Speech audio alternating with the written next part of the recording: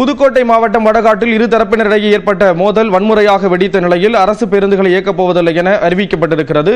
இது குறித்த விவரங்களை செய்தியாளர் ரியாஸ் வழங்க கேட்கலாம். ரியாஸ், விவரங்களை பகிர்ந்துக்கலாம். புதுக்கோட்டை மாவட்டம் வடகாட்டுல நேற்று இரு பிரிவினரிடையே ஏற்பட்ட மோதலில் ஒரு பிரிவை சேர்ந்தவர்கள் ஒரு குடிசை வீடு, 2 இருசக்கர வாகனங்கள் தீயிட்டு கொளுத்தப்பட்ட நிலையில 2 கார்கள் 5க்கும் மேற்பட்ட வீடுகள் கல் கட்டைகளை கொண்டு அடித்து நொறுக்கப்பட்டது. மேலும் ஒரு அரசு பேருந்து காவல்துறையின் வாகனம் கல்வீசி தாக்கப்பட்டது. மேலும் இந்த சம்பவத்தில் முத்துகிருஷ்ணன் என்ற ஒரு காவலர் உட்பட 17 பேர் காயமடைந்திருக்காங்க. இதனையடுத்து உடனடியாக மாவட்ட காவல்துறை கண்காணிப்பாளர் அபிஷேக் குப்தா தலைமையிலான போலீசார் வடகாட்டில் குவிக்கப்பட்டு கலவரத்தை கட்டுக்குள் கொண்டு வந்தாங்க. மேலும் திருச்சி சரக டிஐஜி வருண்குமார், தமிழ்நாடு சட்டத்துறை அமைச்சர் ரகுபதி ஆகியோர் சம்பந்தப்பட்ட பகுதியை நள்ளிரவில் நேரில் பார்வையிட்டு ஆய்வு செய்தாங்க. இந்நிலையில் இந்த மோதல் சம்பவம் தொடர்பாக 14 பேர் வடகாடு போலீசார் கைது செய்து விசாரணை மேற்கொண்டு வராங்க. இதுல ஒரு பிரிவை சேர்ந்த 13 பேரும் மற்றொரு தரப்பை சேர்ந்த ஒருவர் மொத்தம் 14 பேரை கைது செய்து விசாரணை நடத்தி வராங்க. மேலும் இந்த சம்பவம் தொடர்பாக சமூக வலைதளங்களில் பல்வேறு தகவல்கள் பகிரப்பட்டு வரும் நிலையில புதுக்கோட்டை மாவட்ட காவல்துறை ஒன்றை அறிக்கை ஒன்று அறிவிச்சிருக்காங்க.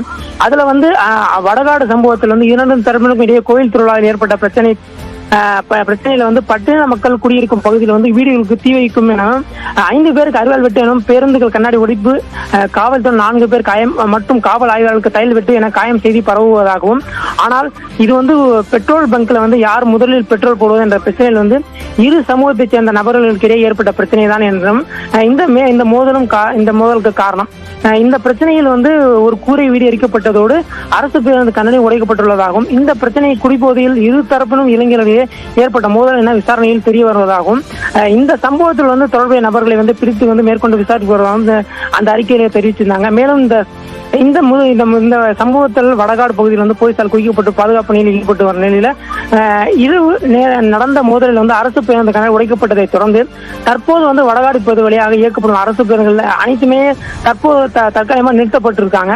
மேலும் காவல்துறையிடம் இருந்து தகவல் வரும் வரை இயக்கப்படாது என்றும், காவல்துறையினர் தகவல் தெரிவித்ததற்கு பிறகே இயக்கப்படும் என்று புதுக்கோட்டை போக்குவரத்து கழக மேலாளர் சலீம் தெரிவித்திருக்காங்க. மேலும் அவ்வளையா இயக்கப்படும் தனியார் பேருந்து நிறுத்தப்பட்டிருக்கு. தற்போது நிலைமை கட்டுக்கோட்டில் இருந்தாலும் போலீசார் இப்பகுதியில் குவிக்கப்பட்டிருக்காங்க. தகவல்களை வழங்கியதற்கு நன்றி ரியாஸ்.